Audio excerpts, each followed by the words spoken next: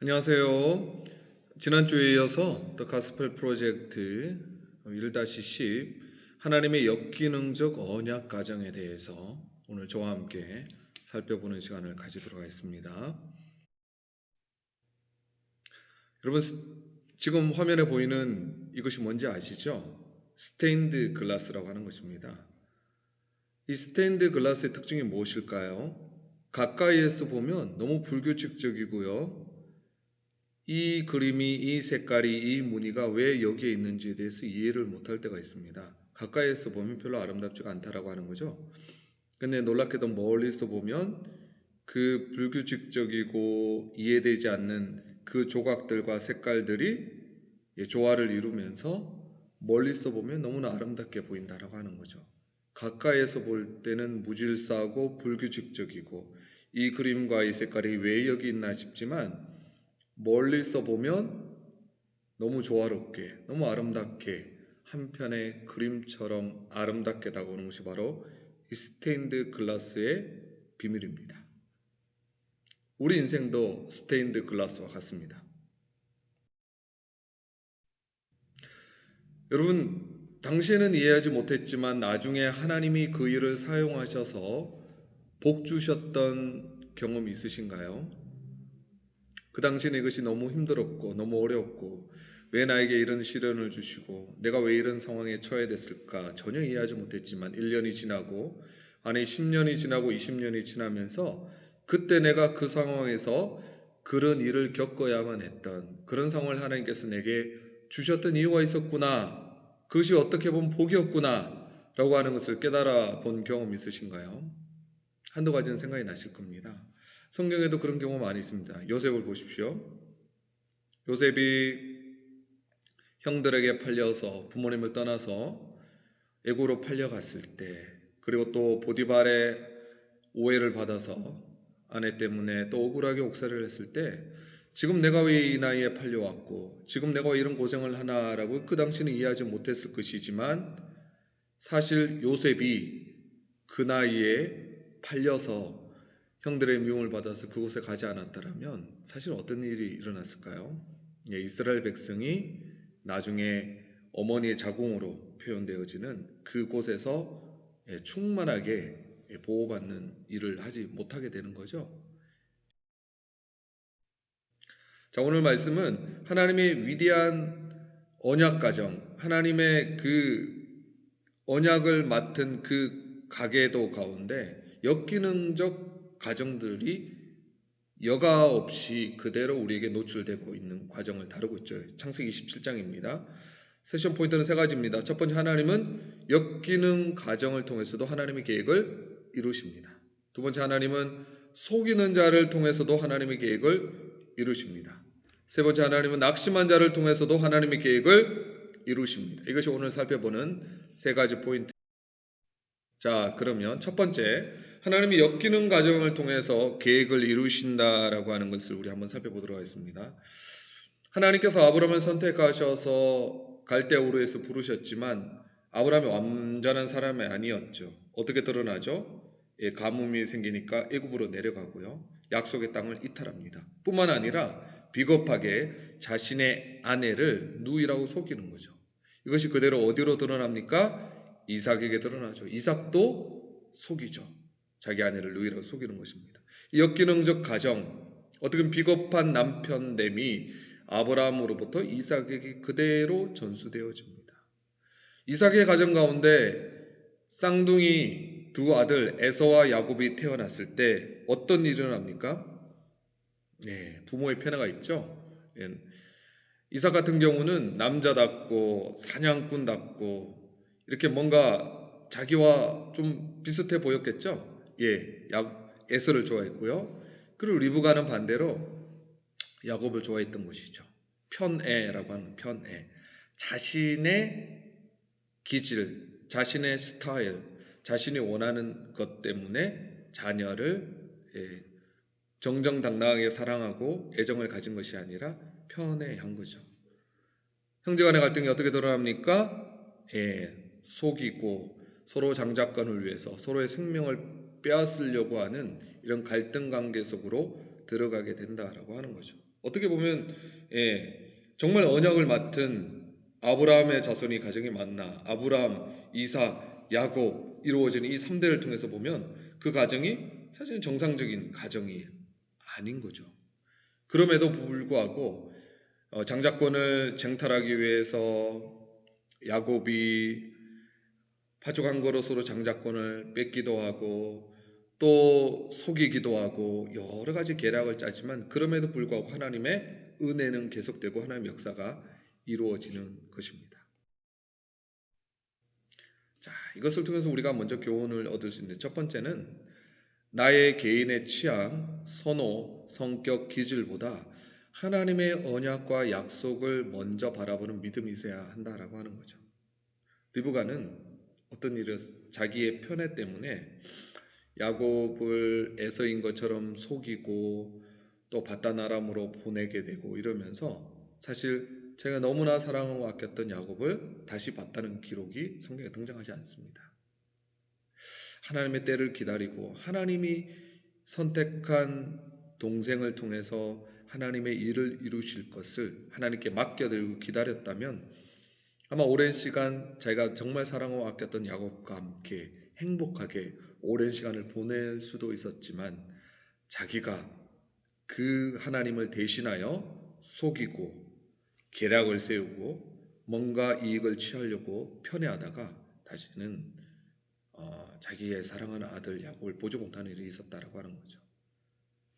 편애하기보다 기다렸어야 하는 것입니다. 두 번째는 제가 한번 문장을 읽어드리겠습니다. 하나님의 방법은 형 가인이 아닌 아벨을 선택하셨고, 이스마엘이 아니라 이삭을 선택하셨고, 에서가 아니라 야곱을 선택하셨고, 일곱 형이 아니라 막내 다윗을 선택하셨습니다. 하나님의 선택은 세상의 예상, 세상 사람들의 인정과 다릅니다. 그리고 결정적으로 하나님은 예루살렘 출신이 아니라 나사렛 출신을 택하셨습니다. 팀 켈러라고 하는 사람이 말씀한 구절입니다. 그 당시 많은 사람들이 생각하는 먼저 태어난 사람들, 장자권의 자격과 권세를 가진 사람을 선택하지 아니하시고 어떻게 보면 장자가 아닌 사람들을 선택하심으로써 하나님 당신의 계획을 이루어 나가시는데 우리가 이해되지 않는다고 해서, 사람의 규례와 사람의 전통을 따르지 않는다고 해서 하나님의 일하심과 하나님의 그 계획을 우리가 틀렸다고 말할 수가 없다라고 하는 거죠. 하나님의 생각은 사람의 생각을 뛰어넘기 때문입니다. 두 번째, 하나님은 속이는 자를 통해서도 계획을 이루십니다. 하나님은 악한 자도 악한 날에 사용하는 것입니다.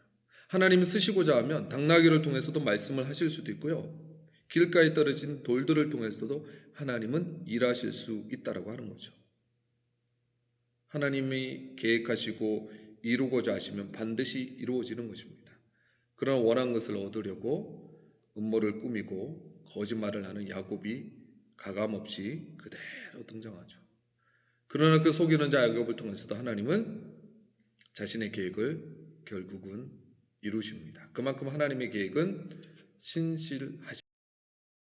실수와 죄도 하나님의 계획을 막을 수가 없다라고 하는 거죠. 근데 여기서 우리가 질문을 던질 수가 있습니다. 그렇다면 장자권을 빼앗고 속이고 계략을 꾸미고 욕심을 가졌던 이 하나님의 계획이 이루어졌기 때문에 야곱의 속이는 행위가 정당화될 수 있었을까요? 그렇지 않습니다. 하나님이 속이는 자를 통해서, 인간의 죄를 통해서, 인간의 실수를 통해서 하나님의 계획을 이루어 가셨다라고 하더라도 인간의 속이는 행위는 정당화될 수 없습니다. 성경에 보면 하나님께서 바로의 마음을 강팍하게 하셨다, 하나님께서 열방을 들어 이스라엘을 징계하셨다, 유대인들이 메시아를 십자가에 못 박아 죽었을 때 결과적으로는 하나님의 어떤 목적이 성취되었습니다. 그러나 그렇다고 해서 그들에 대한 죄악과 불순종이 정당화될 수는 없습니다. 그들은 그들의 죄에 대한 심판을 반드시 받게 될 것입니다. 그저 하나님께 악한 날에 사용된 하나의 도구가 되었을 뿐이다라고 하는 거죠. 하나님께서는 그저 그들의 욕심과 탐욕을 유기하신 거죠. 버려두신 거죠. 그래서 하나님께서 바로의 마음을 강팍하게 하신 것이 아니라 그들의 욕심과 그들의 교만함과 그들의 불순종을 하나님께서 내버려 두신 거죠. 하나님께서 사주하시거나 그런 죄의 창조자가 되었다고 볼 수가 없는 것입니다. 이것을 우리가 하나님의 섭리, 하나님의 계획을 이루어 가시고 인간의 죄와 실수에도 불구하고 하나님의 계획이 온전히 이루어진다. 그러니까 내 실수도 정당화될 수 있다. 이렇게 말할 수 없다라고 하는 부분을 우리가 다시 한번 기억해야 하겠습니다. 세 번째입니다. 하나님은 낙심한 자를 통해서도 하나님 당신의 계획을 이루십니다. 하나님은 연약한 자, 인간의 속임과 인간의 죄를 통해서도 하나님의 계획을 이루시지만 그 낙심한 자를 통해서도 하나님의 계획을 온전히 이루시게 될 것입니다. 동생 야곱에게 장자권을 이어 축복마저 빼앗겨버린 슬픔에 빠진 에서 그도 하나님 앞에 쓰임받을 도구가 되는 것입니다. 그의 후손들이 하나님의 구원 계획 안에 놀랍게도 포함되어 있습니다. 히브리서 12장 16절에서 17절 말씀입니다. 한 그릇 음식을 위하여 장자의 명분을 판 에서와 같이 망령된 자라 없도록 살피라. 너희가 아는 바와 같이 그가 그 후에 축복을 이어받으려고 눈물을 흘리며 구하되 버림바가 되어 회개할 기회를 얻지 못하였느니라. 여러분, 장자의 명분을 판 에서를 망령된 자라고 성경은 표현하고 있습니다. 그는 원래 충분한 장자가 될 만한 자격이 있었던 것이 아니라 그의 장자의 명분을 소홀히 했던 망령된 자였다라고 하는 거죠. 그리고 그가 그 후에 눈물을 흘리며 구하고 회개하려고 했지만 그 기회를 얻지 못했다라고 히브리서 정확히 말씀하고 있습니다. 하나님의 백성이 열방을 축복할 것이고 하나님의 백성이 열방을 다스리게 될 것입니다. 이 두 가지, 이 두 축복과 이 다스림이 어떻게 조화를 이룰까요?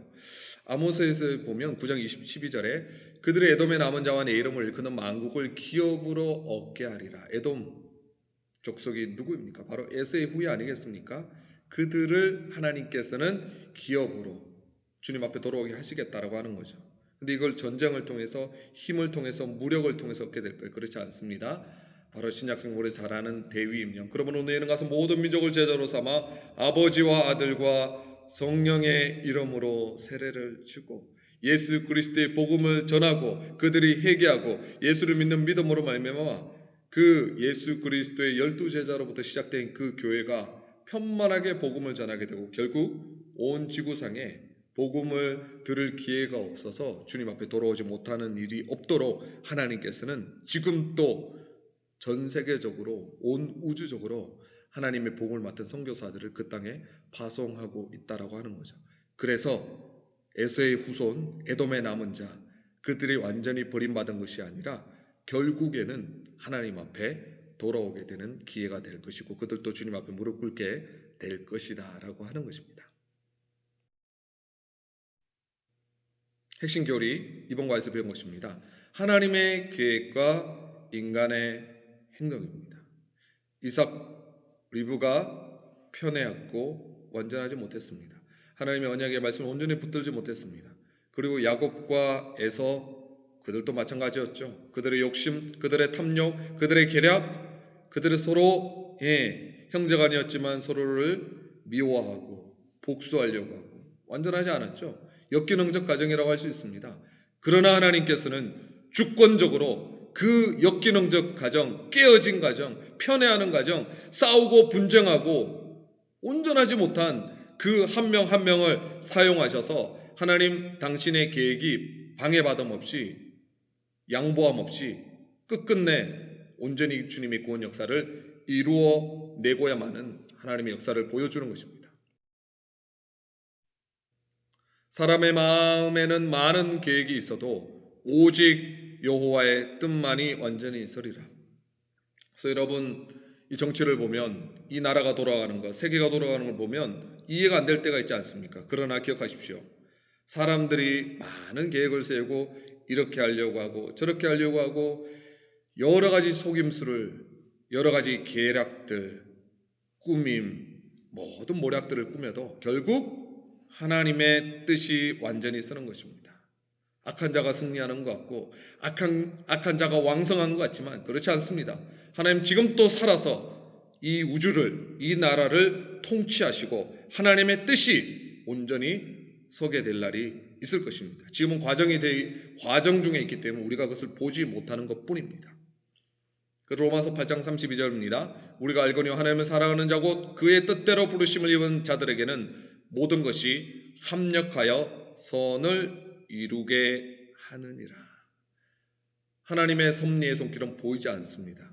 그러나 지금 또 하나님의 섭리의 손길, 보이지 않는 손길이 우리 삶 가운데 지금도 살아서 역사하고 있습니다. 지금은 선이 아닌 것 같고 왜 이런 일이 일어나는가 싶지만 결국 하나님께서는 합력하여 결국에는 선을 이루게 하시는 언약의 신실하신 분이심을 믿으시기 바랍니다. 제이디 그리어라고 하는 목회자가 이런 말을 했습니다. 하나님은 우리의 어리석은 결정조차 사용하셔서 하나님의 목적을 이루십니다. 내 인생이 완전히 실패했다고 생각할 때가 있습니다. 내가 너무 어리석었다고 후회할 때가 있습니다. 그러나 하나님께서는 그것조차 사용하셔서 하나님 당신의 목적을 이루어 가시는 온전하시고 완전하신 분이십니다. 이것을 믿으시기 바랍니다. 결론입니다. 우리는 각자의 역경을 극복하고 이웃과 열방을 향해 담대히 나아갈 수 있어야 합니다.